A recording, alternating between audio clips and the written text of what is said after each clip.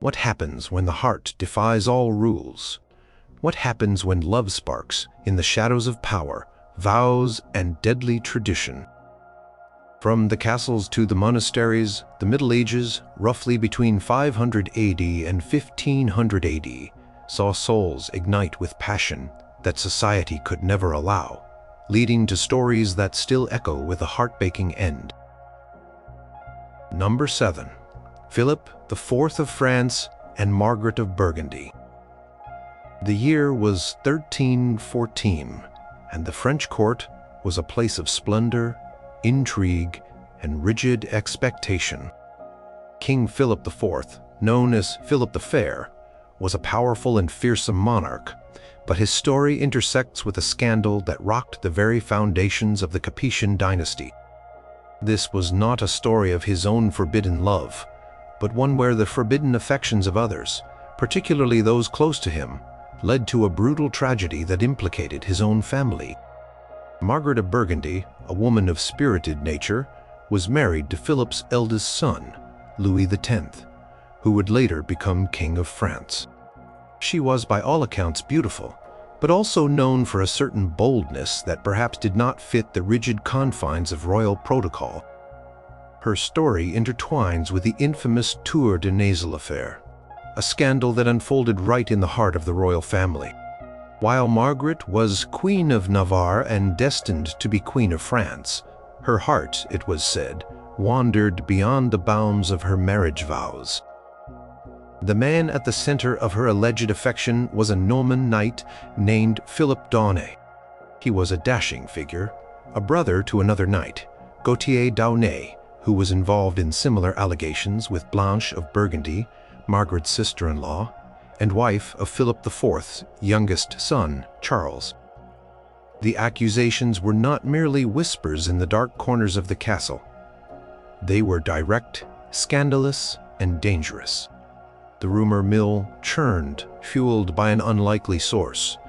Philip IV's daughter, Isabella, Queen of England. Isabella herself, married to Edward II, reportedly observed her sisters-in-law, Margaret and Blanche, giving embroidered alms purses to the d'Aunay brothers. What might seem like a small, innocent gesture took on a sinister meaning when Isabella realized she had seen these same purses hanging from the belts of the knights during a visit. Her suspicion was further ignited by a sense of duty to her powerful father and the honor of the French crown. She confided her suspicions to her father, Philip IV, a king notorious for his ruthless efficiency and his unwavering commitment to maintaining the power and prestige of his dynasty. The king ordered a secret investigation. The d'Aunay brothers were arrested, questioned, and, under torture, confessed to their affairs with the princesses. The confession sent shockwaves through the royal court. The implications were catastrophic. Adultery within the royal family was not merely a moral failing. It was a threat to the legitimacy of the succession and the stability of the kingdom itself. The idea that future kings might be of questionable parentage was an outrage that could not be tolerated. Margaret and Blanche were immediately taken into custody.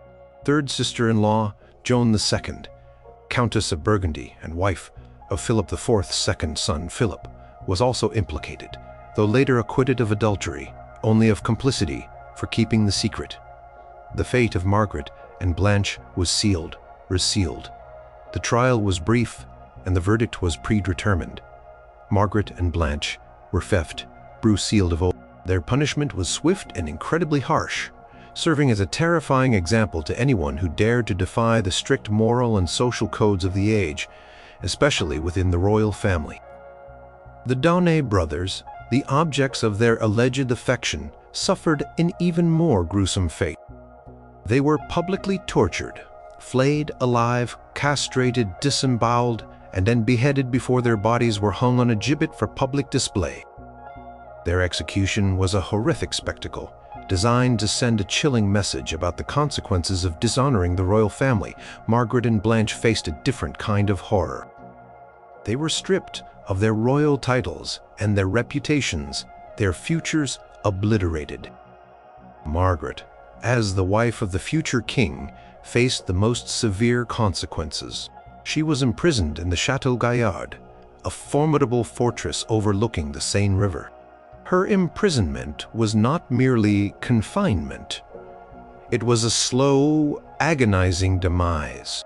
Conditions were harsh, and the shame and despair were suffocating. The forbidden love, or rather the forbidden acts of passion, had led her to a place of utter desolation.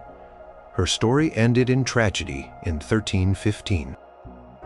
Margaret died in her prison cell at Chateau Gaillard, just a year after her incarceration. The exact cause of her death remains a subject of some historical debate, with some accounts suggesting natural causes exacerbated by her grim circumstances, while others hint at a more sinister end, perhaps at the behest of her husband, Louis X, who wanted to remarry. Regardless of the precise cause, her death was a direct consequence of the scandal. She was dead before her husband, Louis X, could officially annul their marriage, leaving him free to marry again and secure his succession without the shadow of a queen accused of adultery. Margaret of Burgundy's tragic end serves as a stark reminder of the immense dangers faced by women, even those of royal birth, who dared to defy societal expectations and strict religious and moral codes in the Middle Ages. Her forbidden acts of love, or perceived love, cost her not only her freedom and her standing, but her very life. Tour de Nasal affair left a lasting scar on the Capetian dynasty, contributing to a sense of instability that would plague the French succession in the years to come. The whispers of forbidden passion had turned into a roaring inferno, consuming those who dared to step outside the bounds of their prescribed lives. Number 6. Tristan and Isolde. Their story is one of the most enduring and tragic tales of forbidden love from the medieval period, though it exists more in the realm of legend and romance than documented history. Yet, for centuries, the people of the Middle Ages told and retold the story of Tristan and Isolde, believing in the power of their fated, doomed passion. It became a powerful example of how love could defy all loyalties, even those to kings and kingdoms. Tale often takes place in Cornwall, Ireland, and Brittany, woven into the fabric of Celtic and Arthurian traditions. Tristan was a noble knight, a nephew to King Mark of Cornwall, a powerful and respected ruler. He was known for his bravery, his skill in combat, and his loyalty to his uncle. Isolde, on the other hand, was a beautiful Irish princess, daughter of King Anguish of Ireland, known for her healing arts and her captivating beauty. Their paths were destined to cross under extraordinary circumstances. Tristan had been severely wounded in a duel with the Irish knight Morholt, Isolde's uncle, whom Tristan had killed in battle to free Cornwall from Irish tribute. Near death, Tristan journeyed to Ireland in disguise, seeking a cure for his poisoned wound, knowing that only Isolde, with her healing knowledge, could save him. Isolde, initially unaware of his true identity, nursed him back to health. During this time, a powerful connection, a nascent affection, began to form between them. Peace was shattered when Isolde discovered that Tristan was the slayer of her uncle Morholt. Her anger was intense, and she nearly killed him. Yet, an undeniable pull remained between them, a silent understanding that transcended their warring nations. The true entanglement of their fate began when King Mark decided to seek a wife. He had heard of Isolde's beauty and sent Tristan to Ireland as his emissary to bring her back to Cornwall to be his queen. It was a mission of loyalty, one that Tristan, ever devoted to his uncle, could not refuse. Before their sea voyage from Ireland to Cornwall, Isolde's mother, the Queen of Ireland, prepared a love potion.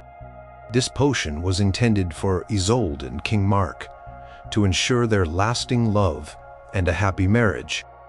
She entrusted it to Brangane, Isolde's lady-in-waiting, with strict instructions to administer it to the royal couple on their wedding night.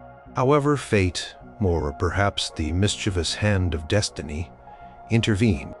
During the long, arduous sea journey, Tristan and Isolde, weary and thirsty, mistakenly drank the love potion themselves. They believed it was just wine.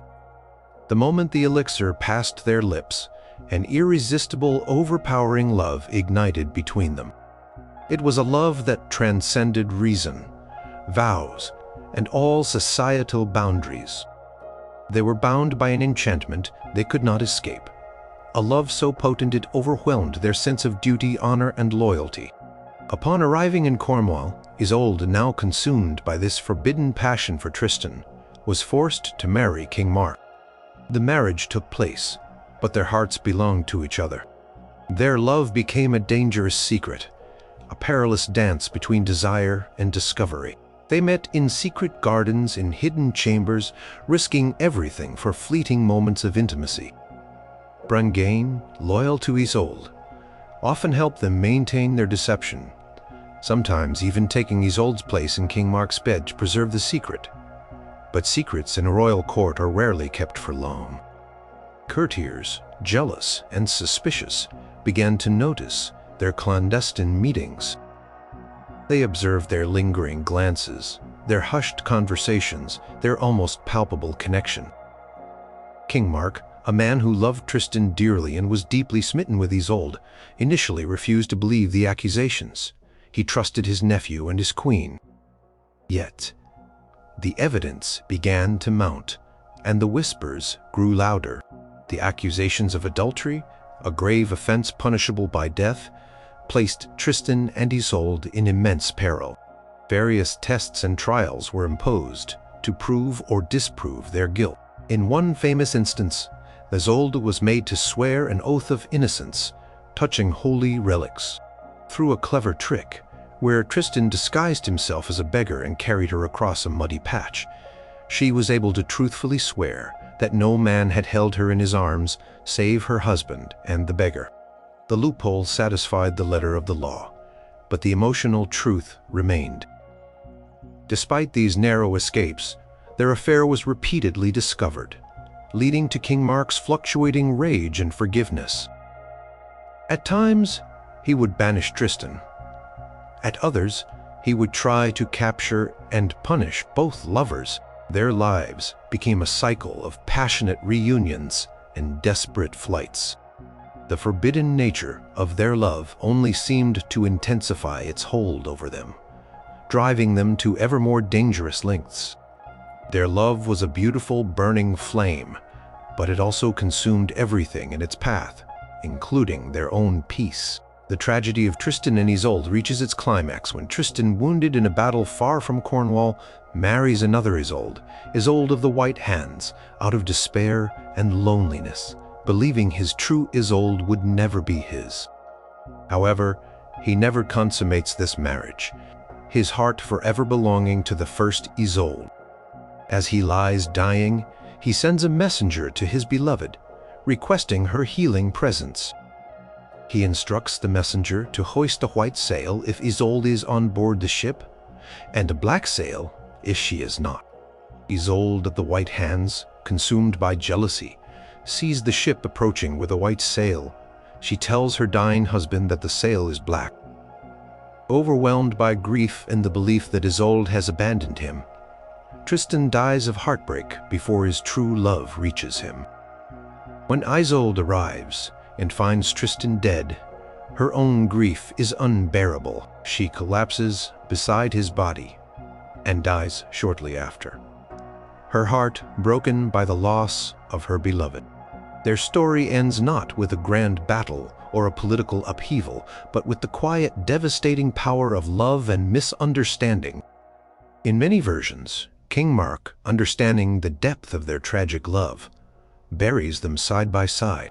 From their graves, a vine and a briar, or two trees, grow and intertwine, symbolizing their eternal, unbreakable bond even in death. The tale of Tristan and Isolde serves as a timeless reminder that some loves are so powerful, so fated, that they defy all earthly rules, but often that defiance leads only to an ultimate, heart-making end. Number 5. Lancelot and Guinevere. The story of Lancelot and Guinevere is arguably the most famous and devastating tale of forbidden love in the Arthurian legends. a cycle of myths and chivalric romances that captivated the medieval imagination. While King Arthur himself may be a legendary figure, the stories surrounding him, including this tragic romance, deeply influenced the social and moral fabric of the Middle Ages, reflecting ideals of chivalry, loyalty, and the destructive power of passion. This love story was forbidden by the highest vows imaginable: marriage to the revered King Arthur and loyalty to the kingdom of Camelot itself. King Arthur was the epitome of medieval kingship, a noble ruler who established the legendary kingdom of Camelot and gathered the Knights of the Round Table, the bravest and most honorable knights in all of Christendom. Among them, Sir Lancelot of the Lake stood supreme.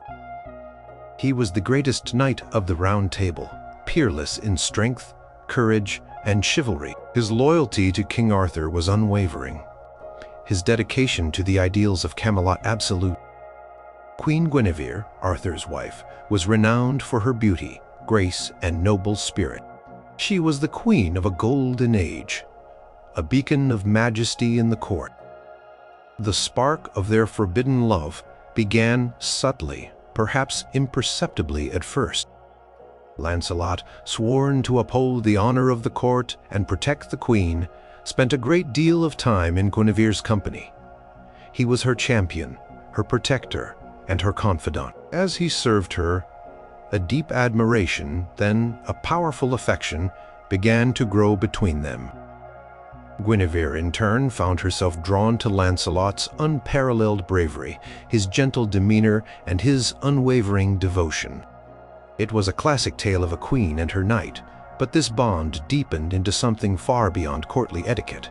Their love was forbidden on multiple fronts. Guinevere was Arthur's queen, bound by sacred marriage vows. Lancelot was Arthur's most trusted friend and knight, bound by oaths of fealty and loyalty that were considered sacrosanct in a medieval world. Their affair was not just a personal betrayal. It was an act of treason against the king, and a profound violation of the chivalric code that Lancelot himself embodied.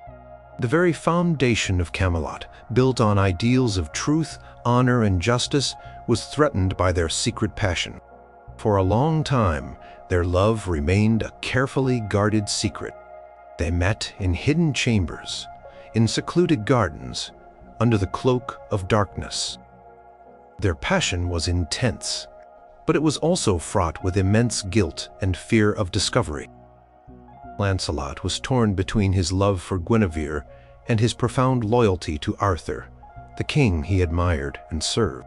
Guinevere was equally tormented, caught between her duty as queen and the undeniable pull of her heart. They knew the catastrophic consequences if their affair were to be revealed. But like all secrets, especially those involving the highest echelons of power, it could not be kept forever. Whispers began to circulate within the court. Jealous knights, particularly Sir Agravain and Sir Mordred, Arthur's treacherous nephew, grew suspicious. They sought to expose the affair, not necessarily out of a sense of moral outrage, but to destabilize Arthur's reign and to undermine Lancelot's standing one fateful night. The conspirators laid a trap. They ambushed Lancelot in Guinevere's chambers. Lancelot, a formidable warrior, even when caught off guard, fought his way out, killing several knights in the process. This public exposure of their affair, the discovery of Lancelot fleeing the queen's bedchamber, left no room for doubt. The secret was out, and the consequences were immediate and catastrophic. Arthur, heartbroken and betrayed by his wife and his dearest friend, was forced to act. By the laws of the land and the church, adultery with the queen was a capital offense. Guinevere was condemned to be burned at the stake. Lancelot, knowing her fate, gathered his loyal supporters and rode to her rescue. In a desperate and bloody battle at the pyre, Lancelot saved Guinevere, but in the chaos he inadvertently killed several more knights, including Gareth and Gaheris, two of Sir Gawain's brothers who were unarmed and caught in the melee. This unintentional act ignited a deep personal vendetta from Sir Gawain. One of Arthur's most loyal and powerful knights, Lancelot, fled with Guinevere to his castle in France. Arthur, spurred on by Gawain's relentless demand for vengeance, reluctantly led his forces across the English Channel to besiege Lancelot's stronghold. This division within the Round Table, the war between Arthur and Lancelot, fatally weakened the kingdom. While Arthur was away fighting Lancelot, Mordred seized his opportunity. He usurped the throne, proclaiming himself king and spreading false rumors of Arthur's death. Arthur was forced to return to Britain to confront Mordred, leading to the devastating Battle of Camlan. In this final, brutal conflict, King Arthur was mortally wounded, and most of the knights of the Round Table perished. Camelot, the shining city, fell, its ideals shattered by the very passions that had bloomed within its walls. The tragedy for Lancelot and Guinevere was immense. Their forbidden love, though passionate and deeply felt, ultimately led to the destruction of everything they held dear. Guinevere, burdened by guilt and remorse, retreated to a convent, choosing a life of penance and solitude. Lancelot, his heart broken and his spirit shattered by the ruin he had caused, became a hermit, living a life of austerity and repentance. They never saw each other again after their final, tearful parting. Their story ends not with a romantic reconciliation, but with profound sorrow and separation. The love between Lancelot and Guinevere, though powerful and all-consuming, brought about the downfall of a kingdom and the end of an era. It stands as a timeless warning in medieval lore, illustrating how unchecked passion, however deeply felt, could lead to the ultimate tragedy and the destruction of the very fabric of society. Their love, forbidden by all laws of God and man, was ultimately punished by the cruel hand of fate, leaving behind a legacy of heartbreak and ruin. Number 4. Paolo and Francesca. Their story is a hauntingly beautiful and tragic tale of forbidden love, immortalized by Dante Alighieri in his epic poem, The Inferno, part of the Divine Comedy. While literary, the characters of Paolo, Malatesta, and Francesca da Rimini were real people, and their tragic end occurred in late 13th century Italy, a time of intense political rivalries and strict social customs. Their love was forbidden by the unbreakable bond of marriage and the fierce loyalties of powerful aristocratic families. Francesca da Rimini was a noble woman from Ravenna, born into the prominent da Polenta family. Her beauty and noble lineage made her a valuable pawn in the intricate web of political alliances that defined medieval Italy. In 1275, she was married by proxy to Giangiotto Malatesta, the Lord of Rimini and a formidable warrior from a powerful family. This marriage was arranged to secure peace between the da Polenta and Malatesta families, who had been long-standing rivals. Giangiotto, also known as Giovanni, was a strong and fierce man, but he was also described as deformed or lame, a stark contrast to his younger brother, Paolo. Paolo Malatesta, known as Paolo the Handsome, was everything his elder brother Giangiotto was not: graceful, charming, and strikingly attractive. He was a knight admired for his courtly manners and his appealing looks. He was also already married, further complicating the web of relationships. It was Paolo who served as proxy for Giangiotto in the marriage ceremony with Francesca, meaning he stood in for his brother and was the first man Francesca saw as her husband. This initial encounter perhaps sowed the first seeds of their tragic affection. After her marriage, Francesca moved to Rimini to live with Giangiotto in his castle. It was there that she and Paolo, now her brother-in-law, found themselves in close proximity. Their relationship began as simple courtesy and companionship. They spent time together reading courtly romances and chivalric tales, stories of knights and ladies of passion and adventure, much like the one they would soon live out. These stories, filled with ideals of courtly love, inadvertently fueled the growing fire between them.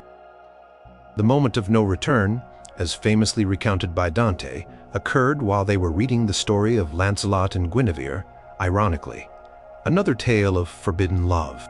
As they read about Lancelot's first kiss to Guinevere, their eyes met. A silent understanding passed between them, a recognition of the forbidden desires simmering beneath the surface. They found themselves mirroring the characters in the book, their emotions overwhelming their reason and their vows. In that moment, they shared their first kiss, a kiss that sealed their fate. Their love was intensely forbidden. Francesca was married to Paolo's brother, and Paolo was married to another woman. Adultery was not only a grave sin in the eyes of the church, but also a profound dishonor to their families, especially in aristocratic circles where lineage and reputation were paramount. Discovery meant social ruin, public shame, and almost certainly death. Yet, they could not resist the powerful pull they felt for each other. Their affair became a dangerous secret carried out in hushed tones and clandestine meetings, every stolen moment filled with both exhilarating passion and gnawing fear. Their secret, however, was not kept for long. Gianciotto, despite his physical appearance, was a sharp and suspicious man. He began to notice the undeniable connection between his beautiful young wife and his charming younger brother. The whispers of servants, the subtle glances, the unusual frequency of their shared solitude, all these things fueled his jealousy and suspicion. One fateful night, driven by a consuming rage, Gianciotto laid a trap. Tended to leave for a journey, but instead, he secretly returned to the castle. He found Paolo and Francesca together in her chambers. The sight confirmed his worst fears. Overwhelmed by betrayal and fury, Gianciotto drew his sword. In the ensuing struggle, or perhaps in a fit of blind rage, he first stabbed Paolo, who had stepped in front of Francesca to protect her. As Paolo fell, Francesca threw herself over his dying body. In a terrible swift blow, Gianciotto ran his sword through both of them, killing them simultaneously. Their last embrace was also their moment of death. The double murder of Paolo and Francesca sent shockwaves through the Malatesta family and beyond. While Gianciotto faced no legal repercussions for his actions, as he was within his rights under the brutal laws of the time to kill his wife and her lover, caught in the act of adultery, the moral stain remained. The violent end of their love, so sudden and absolute, left an indelible mark on those who heard their story. In Dante's Inferno, Paolo and Francesca are found in the second circle of hell, reserved for the lustful. They are forever caught in a swirling tempest, tormented not by fire, but by the relentless winds of their uncontrolled desires. Yet, even in hell, their bond remains unbroken. They fly together, forever bound by the love that led to their demise. Francesca's retelling of their story to Dante is one of the most poignant passages in the entire poem, expressing deep regret not for their love but for the circumstances that led to their tragic end. Their story, born from real lives and immortalized in literature, stands as a powerful testament to the destructive force of forbidden passion in an age defined by rigid social structures and vengeful honor. Paolo and Francesca's love, beautiful and irresistible, was a direct defiance of the sacred bonds of marriage and kinship, ultimately leading to their violent shared death. Their tragedy highlights the terrible consequences of love that dared to challenge the absolute authority of medieval social and moral codes. Number 3. Edward II and Piers Gaveston. The relationship between King Edward II of England and his favorite Piers Gaveston was one of the most contentious and ultimately tragic forbidden loves of the early 14th century. While not strictly forbidden by religious law, in the same way as adultery, their intense bond was deeply scandalous and politically unacceptable to the English nobility. It challenged the very masculine ideals of medieval kingship and threatened the stability of the kingdom. Their love, seen as an inappropriate and excessive affection by powerful barons, led to Gaveston's brutal execution and ultimately Edward's own deposition and murder. Edward II ascended to the English throne in 1307, succeeding his formidable father, Edward I.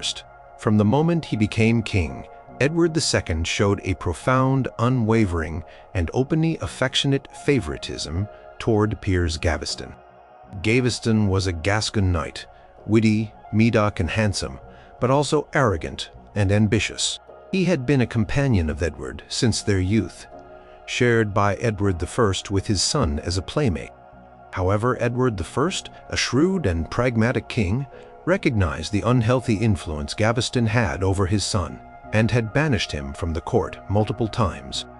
But as soon as Edward II became king, he immediately recalled Gaveston, showering him with honors, titles, and wealth, even making him Earl of Cornwall. The nature of their relationship has been debated by historians, but contemporary accounts and the intensity of Edward's devotion strongly suggest a romantic and possibly sexual bond. Their closeness was undeniable. Edward preferred Gaveston's company over that of his queen, Isabella of France, and over the demands of governance. He heaped gifts and vast estates upon Gaveston, elevating him above the long-established English nobility. He made Gaveston his lieutenant of the kingdom when he left for France, a position of immense power and trust that infuriated the magnates. This intense affection and preference for Gaveston was forbidden not by formal law, but by the prevailing social norms, the expectations of kingship, and the political realities of medieval England. Kings were expected to be strong martial leaders, guided by counsel from their powerful barons, and to prioritize the stability of the realm and the succession. Edward's open affection for Gaveston, his disregard for his queen, and his elevation of a commoner above the ancient peerage were seen as a grave dereliction of duty and a profound insult to the traditional power structure. The barons, a powerful and fiercely independent group of feudal lords, deeply resented Gaveston's influence and perceived arrogance. They nicknamed him per se the Gascon, using a derisive diminutive. The barons, led by Edward II's cousin, Thomas, Earl of Lancaster, demanded Gaveston's exile. Over the years, Edward was forced to banish Gaveston repeatedly, but each time he found a way to recall him, demonstrating the king's almost desperate attachment. Edward's inability to compromise, his insistence on keeping Gaveston by his side, led to a continuous escalating conflict with his most powerful subjects. This was not just about a personal preference.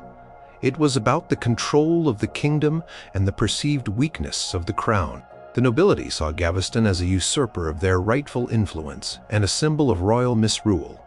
The tension finally exploded in 1312. Edward once again recalled Gaveston from exile. The infuriated barons, tired of the king's defiance, took matters into their own hands. They formed a confederation, drawing up the ordinances of 1311, which among other things demanded Gaveston's permanent banishment and greater baronial control over royal policy. When Edward refused to comply, they declared war.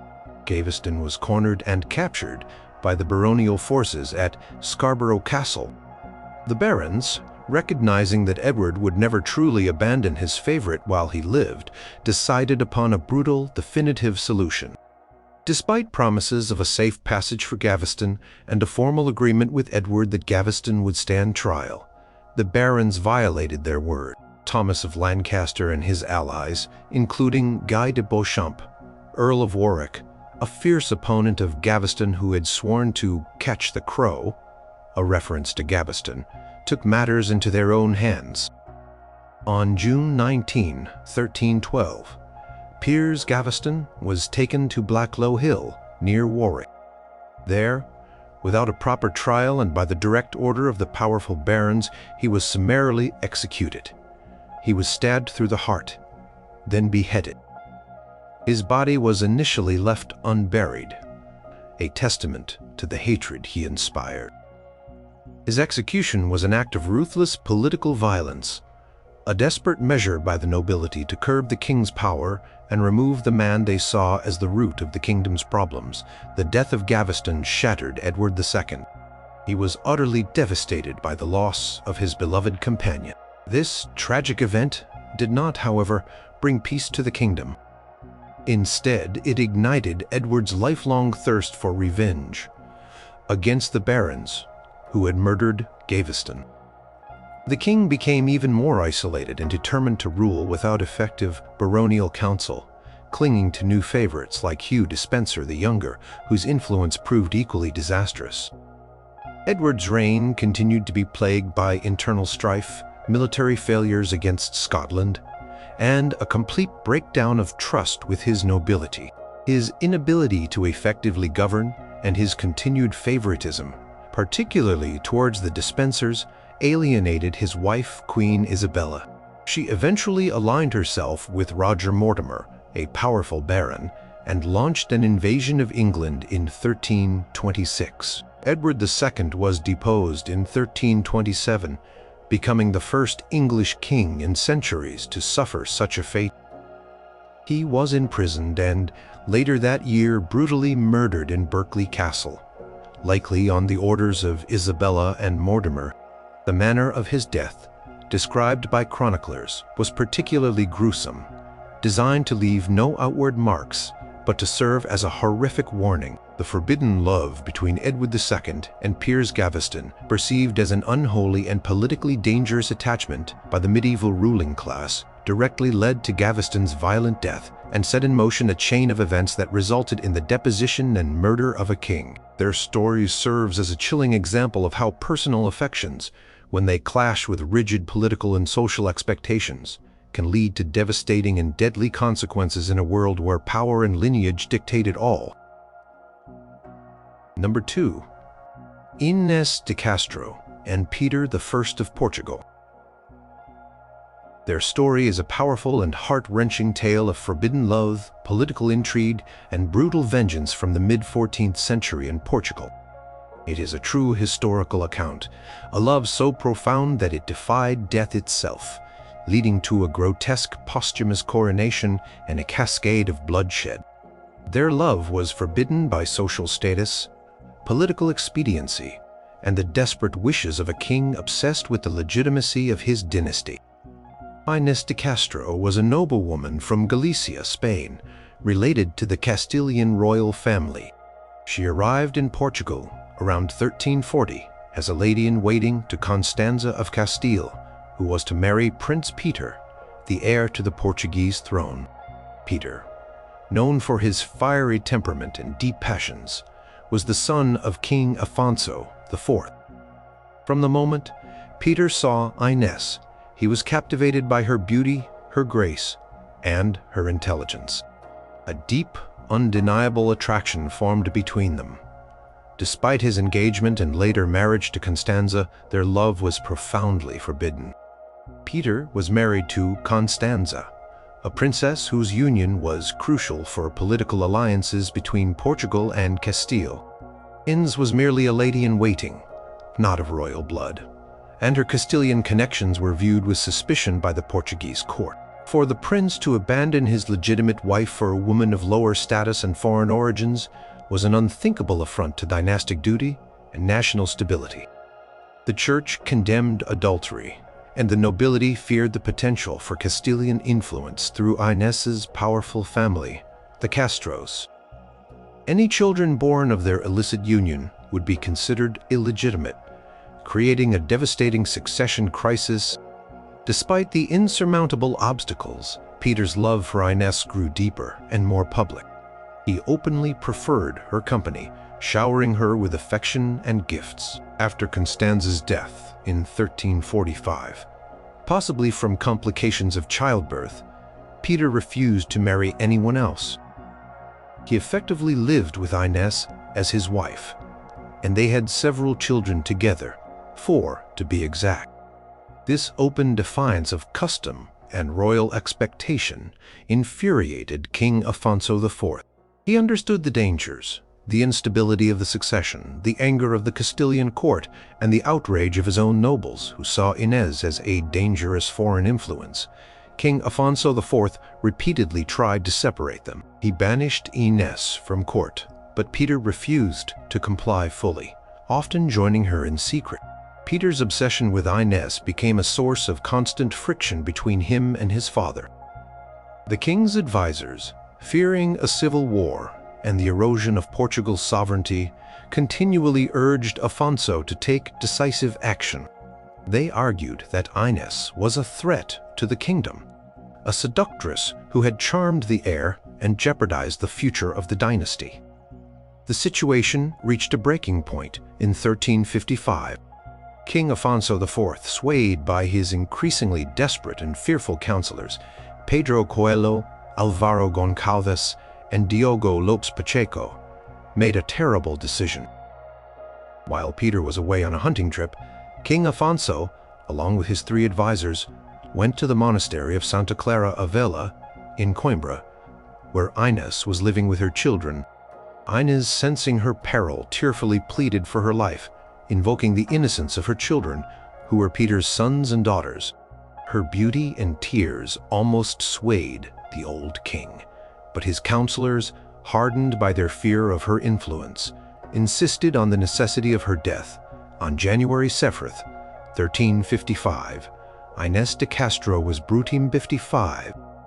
The 3 counselors, acting on the king's implied or direct orders, stabbed her to death in front of her children.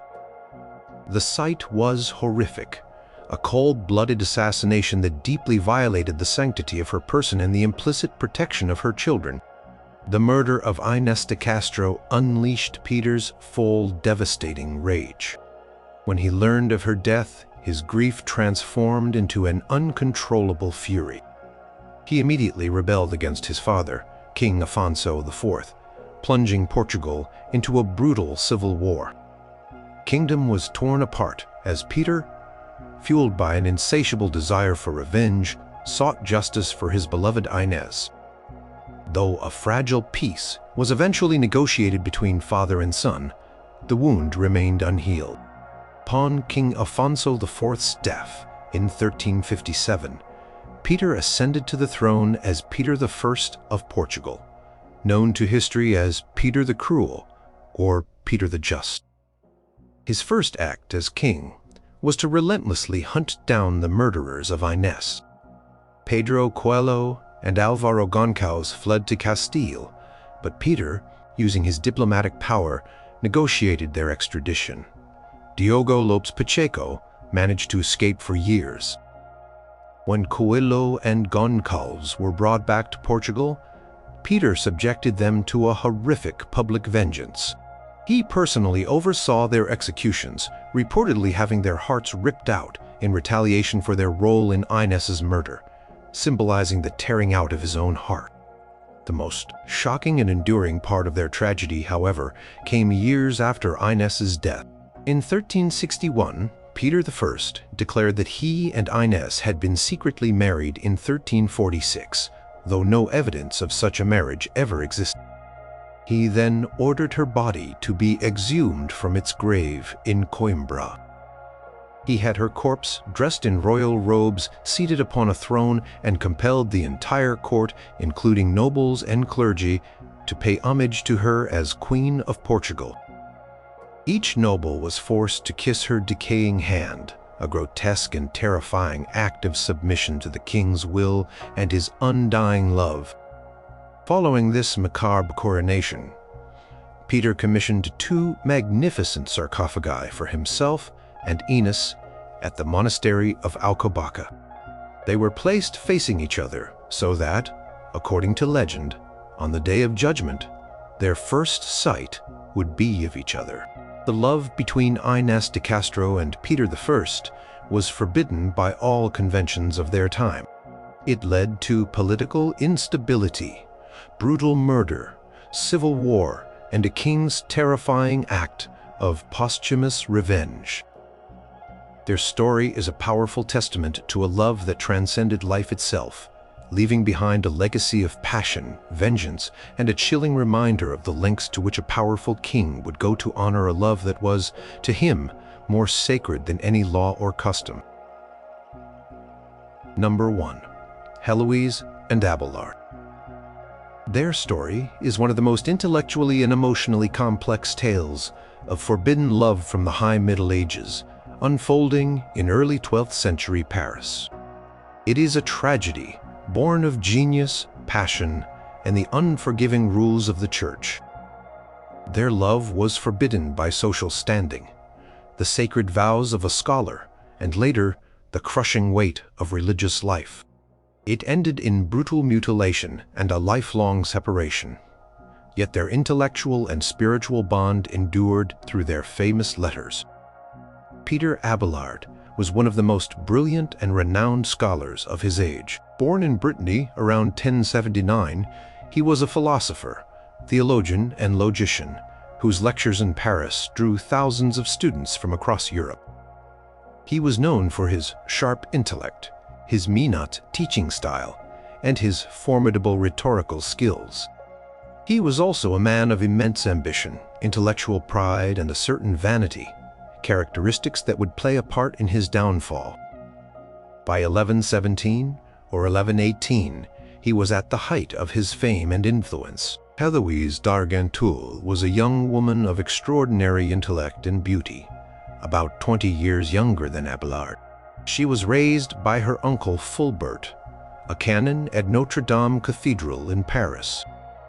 Heloise was exceptionally intelligent, highly educated, and fluent in Latin, Greek, and Hebrew, a rare achievement for a woman of her time. She was known for her quick wit, her deep learning, and her passionate nature. Her uncle, proud of her scholarly prowess, sought out the best possible tutor for her, Peter Abelard himself. Abelard, captivated by Heloise's intelligence and beauty, and driven by a dangerous mix of desire and intellectual arrogance, saw an opportunity. He persuaded Fulbert to allow him to live in Fulbert's house, ostensibly to tutor Heloise, but in truth with the intent of seducing her. He later confessed in his autobiography, Historia Calamitatum, the story of my misfortunes, that his lectures became secondary to their growing passion.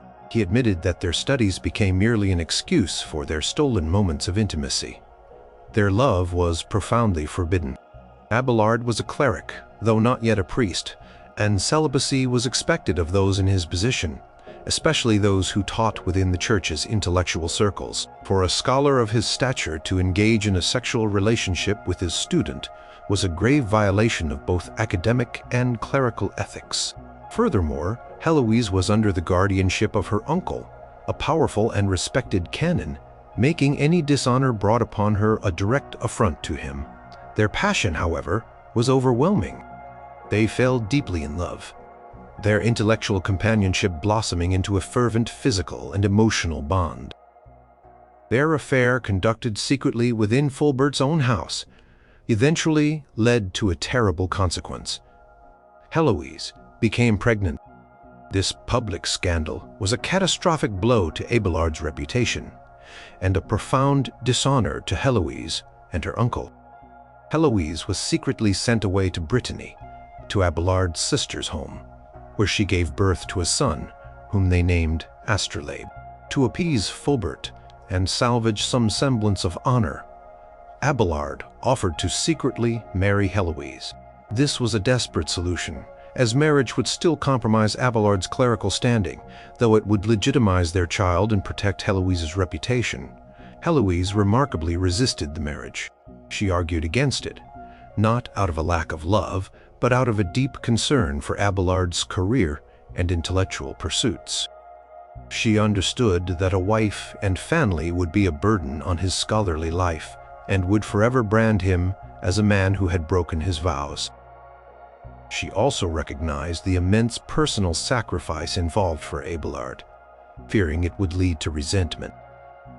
She loved him enough to want him to achieve his full potential, even if it meant sacrificing their happiness.